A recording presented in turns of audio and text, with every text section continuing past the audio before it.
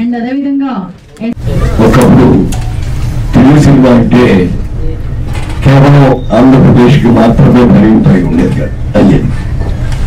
తమిళనాడు పెద్ద కాలేదు కాదు, కర్ణాటకలో మాత్రం కొద్దిగా అనేది, ఒరిస్సా ఎన్ని పేరుకు మాత్రం పెట్టడం తప్ప ఎక్కడ ఆడేది కాదు. ఇవాళ రోజులు అలా కాకుండా తెలుగు సినిమా అంచెలంచెలుగా బాగా పెరిగి భారతదేశం యావత్తే కాకుండా ప్రపంచ దేశాలన్నింటిలో కూడా మన తెలుగు సినిమా ఎక్సలెంట్ సక్సెస్ అవుతుందంటే దానికి కారణం ఒక అద్భుతమైన టెక్నీషియన్స్ వచ్చారు, అద్భుతమైన ఆర్టిస్టులు వచ్చారు, అన్ని కూడా రాబట్టి మన మరి చాలా సక్సెస్ఫుల్ అవుతుంది మై క్వశ్చన్. ఇండియాలో కూడా హిందీ సినిమా ఒకప్పుడు తెలుగు సినిమా అంటే లెక్కలేసేవాడు కదా. వాళ్ళు చూస్తే నిజంగా తెలుగు సినిమాలు మాకు కూడా ఆఫర్ వస్తే చేస్తామని నేను వాళ్ళకందరికీ వాళ్ళు అడిగే రోజుల్లో వచ్చినాయి. చాలా ఆత్మీయ సినిమా చూసి సినిమా బాగుండాలనుకుంటే మళ్ళీ లేట్ అయితే మాకు దొరుకుతుంది నెక్స్ట్ అని చెప్పి కోరుకోవడానికి మళ్ళీ యూట్యూబ్ చేయడానికి కూడా చాలా మంది అభిప్రాయపడుతున్నారు. అయితే పెద్ద సినిమా బడ్జెట్లు పెరిగిపోయింది. మరి ఆ రోజుల్లో బ్లాక్ అండ్ వైట్ లో మేము చేసే సినిమా రోజుల్లో 5 లక్షల మంది బిలియన్ సినిమా, ఇవాళ రోజులు 10 లక్షలు 50 లక్షలు. మరి ఆ రోజున తీసే చిత్రాల పద్ధతి వేరు, ఈ రోజు తీస్తున్న చిత్రాల పద్ధతి వేరు. ఆ రోజున ఎక్కువగా కుటుంబ కళా చిత్రాలు ఎక్కువ ఉండేవి, లేకపోతే ప్రముఖ చిత్రాలు, ప్రేమ కథలు, జీవన చిత్రాలు ఉండేవి. ఇవాళ మన మార్కెట్ ఇంటర్నేషనల్ మార్కెట్ అయిన తర్వాత ఇంగ్లీష్ పిక్చర్ స్టాండర్డ్ లో మనం ఏం తక్కువ ఉండకూడదు, మన సినిమాలు కూడా ఆ స్థాయిలో ఉండాలనే ఉద్దేశంతో చాలా ప్రయత్నిస్తున్నారు వాస్తవం. అయితే పెద్ద సినిమాతో పాటు చిన్న సినిమా కూడా బతికేటప్పుడు ఇండస్ట్రీ బతుకుతుంది.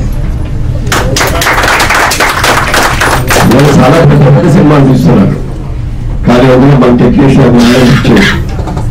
ఇండియాలో అవసరమైతే అమెరికాలోనో, బెంగళూరులో, యూకేలోనో మంచి మంచి టెక్నీషియన్ ఉంటే వాళ్ళందరినీ పిలిపించి వాళ్ళందరికీ బాగున్న రెవల్యూషన్ ఇచ్చి హోటల్స్ లో పెట్టి ఫ్లైట్స్ లో తీసుకొచ్చి అలా చేస్తున్నారు. ఈ చిన్న ఆర్టిస్టులకి అయితే అసలు అవకాశం ఉండదు. ఎవరైనా జూనియర్ ఆర్టిస్టులు వరకు ఇక్కడ వాళ్ళు తీసే సినిమాలో మనకు అవకాశం వస్తుందో కానీ చిన్న ఆర్టిస్టులు కూడా ఎవరికి అవకాశం రాదు. చిన్న ఆర్టిస్టు బతకాలి అని అనుకుంటే, చిన్న టెక్నీషియన్స్ అన్ని కూడా పని దొరకాలి అనుకుంటే చిన్న సినిమా ఖచ్చితంగా రావాల్సింది. చిన్న సినిమా వస్తే ఈ తెలుగు సినిమాను నమ్ముకొని ఒకటి నివాసం ఉండే మనందరం కూడా ఇక్కడ వచ్చాం హైదరాబాద్కి. ఇక్కడ కొద్ది రోజులు బాగానే జరిగింది, కానీ వాళ్ళ పద్ధతులు మారిపోయి వాళ్ళు చాలా మంది వేషాలు లేక, ఏమో తెలియక, ఈ వృత్తిలో వృత్తిలోకి వెళ్ళలేక ఎంతో మంది ఎన్నో ఇబ్బందులు పడుతున్నారు. అయినా తప్పదు, ఒకసారి ఇండస్ట్రీలోకి వచ్చిన తర్వాత దీని వృత్తి వెళ్ళలేం. ఎందుకంటే వాళ్ళందరూ కూడా ఆశాజీవులు. ఈ సినిమాలో రాకపోతే నెక్స్ట్ సినిమాలో నాకు మంచి వేషం ఇస్తున్నారు, గ్యారంటీగా మంచి క్యారెక్టర్ వస్తుంది అని చెప్పి ప్రతి ఒక్కరు కూడా ఒక ఆశతో ఉంటున్నారు.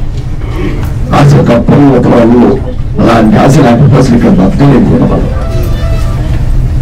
ఇవాళ చిన్న సినిమా, ఒకప్పుడు చిన్న సినిమా పెద్ద సినిమాకు పోటీగా నిలబడి, కానీ వాటి రోజున చిన్న సినిమాకి థియేటర్ కూడా దొరకని పరిస్థితి వచ్చేసాం. అలా కాకుండా చిన్న సినిమాని ప్రొటెక్ట్ చేయడం కోసమని కొన్ని ప్రత్యేకమైన ఏర్పాట్లు చేస్తే తప్ప సినిమా బతకదు. ఇవాళ పెద్ద సినిమా రిలీజ్ అవుతుంటే థియేటర్లన్నీ కూడా పెద్ద సినిమాకి ఇచ్చేస్తున్నారు. అయినప్పటికీ ల్యాంప్ ఎందుకు చిన్న సినిమాని ప్రోత్సహించాలి అనే ఒక మాటకు వస్తే, ఏమవుతుందో తెలియని పరిస్థితుల్లో పెద్ద పెద్ద సినిమాలు ఉన్నప్పుడు ఒక సినిమాని నమ్మి, డైరెక్టర్ ని నమ్మి, ఒక ప్రొడ్యూసర్ డబ్బు తీసుకొచ్చి ఎక్కడి నుంచో తీసుకొచ్చి పెడుతున్నాడు అంటే ముందుగా ఈ సినిమాకి హీరో ఎవరు అంటే ప్రొడ్యూసర్. సో ముందుగా ప్రొడ్యూసర్ శేఖర్ రెడ్డి గారు, కరెక్టా? ముందుగా ప్రొడ్యూసర్ శేఖర్ రెడ్డి గారిని అభినందిస్తూ, అలాగే దర్శకులు రాజశేఖర్ కి కూడా నా సైడ్ నుంచి బెస్ట్ విషెస్ చెప్తూ, వినోద్ ఎన్నో సంవత్సరాల నుంచి నాకు పరిచయం, చక్కటి ఆర్టిస్ట్. సో ఈ సినిమా తనకు ఒక చక్కటి బ్రేక్ అయ్యి, అలాగే అందరికి ఈ సినిమాతో అసోసియేట్ అయిన ప్రతి ఒక్కరికి ఒక మంచి ఈ సినిమా ఒక ల్యాండ్ మార్క్ లాగా, లేకపోతే ఒక ఏంటంటారు ఒక ప్లాట్ఫామ్ లాగా అవుతుందని చెప్పేసి నేను ఆశిస్తున్నాను. డెఫినెట్ గా ఈ సినిమా మంచి సక్సెస్ అవ్వాలని కోరుకుంటున్నాను. Thank you. కోరుకుంటున్నాను. నమస్కారం. ఈ మూవీలో వచ్చి చాలా ఫీల్ కంటెంట్ ఉంది. ఒక టెక్నికల్ గా కానీ, ఒక స్క్రీన్ ప్లే కానీ, అంటే స్పెషల్లీ యూత్ చాలా ఫుల్ ఎంటర్టైన్ ఫీల్ అవుతారు. సో మిస్ అవ్వకండి.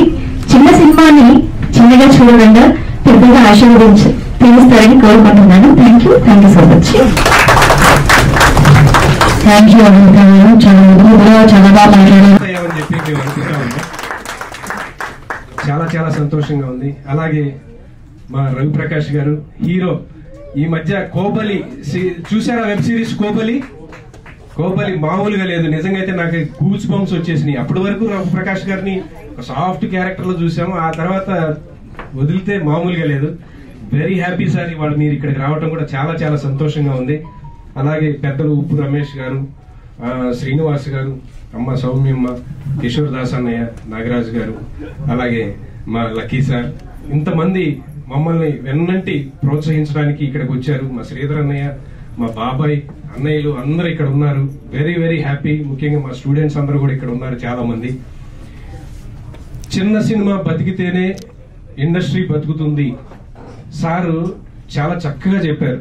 చిన్న సినిమా బతికితే 10 మందికి అవకాశాలు వస్తాయి. పెద్ద పెద్ద సినిమాలో పెద్ద అట్లకి ఇంటి దగ్గర నుంచి ఫోన్ వచ్చింది, నాన్నకు బాగలేదు, నాన్నగారి పరిస్థితి బాగలేదు అని చెప్పేసి ఫోన్లో మాట్లాడాను. అర్థమవుతూనే ఉంది నాన్నకు బాగలేదు అని చెప్పేసి. వీడియో కాల్లో మాట్లాడాను.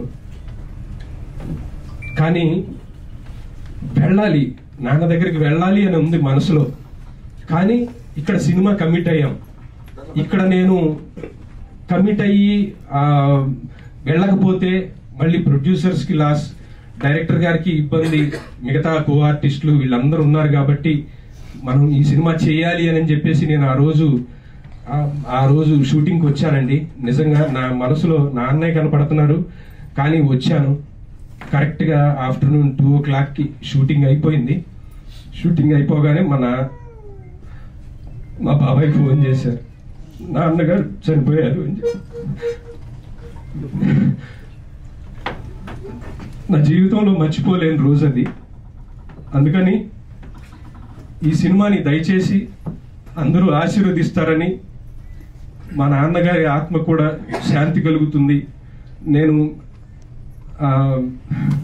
ఏం చెప్పాలో నాకు అర్థం కావట్లేదు. I'm very sorry. ఆ రోజు ఆ ఇన్సిడెంట్ నేను నా జీవితంలో మర్చిపోలేనండి. సినిమా బ్రతకాలి అంటే మనందరం ఎన్నో త్యాగాలకి రెడీగా ఉండాల్సిందే, తప్పదు. డెఫినెట్ గా ఈ సినిమాని మీరు అందరూ ఆదరిస్తారని, ఈ సినిమా మా నాన్నగారి ఆత్మకు శాంతి చేకూరుతుందని నేను మనస్ఫూర్తిగా మీ అందరినీ వేడుకుంటున్నాను. థ్యాంక్ యూ సో మచ్ నాకు ఈ అవకాశం ఇచ్చినందుకు. Thank you. ఒకసారి వేదిక మీదకి నువ్వుల అవినాష్ మా తమ్ముడు, నువ్వుల సాంబశివరావు గారు సొంత చిన్నాను వినోద్కి ఒకసారి వేదిక మీదకి రావాల్సిందిగా కోరుతున్నాను.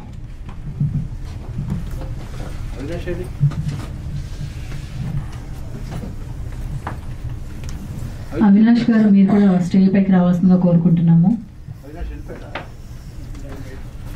సో చెప్పారు కదా, ఒక సినిమా వెనుక ఎన్నో కష్టాలు ఉంటాయి. మనందరం కూడా థియేటర్ కి వెళ్ళి అక్కడ సినిమా చూస్తాము, సినిమా మనల్ని నవ్విస్తుంది, ఏడిపిస్తుంది, అన్ని చేస్తుంది. కానీ ఆ సినిమా మన ముందుకు రావాలి అని అంటే ఎంతో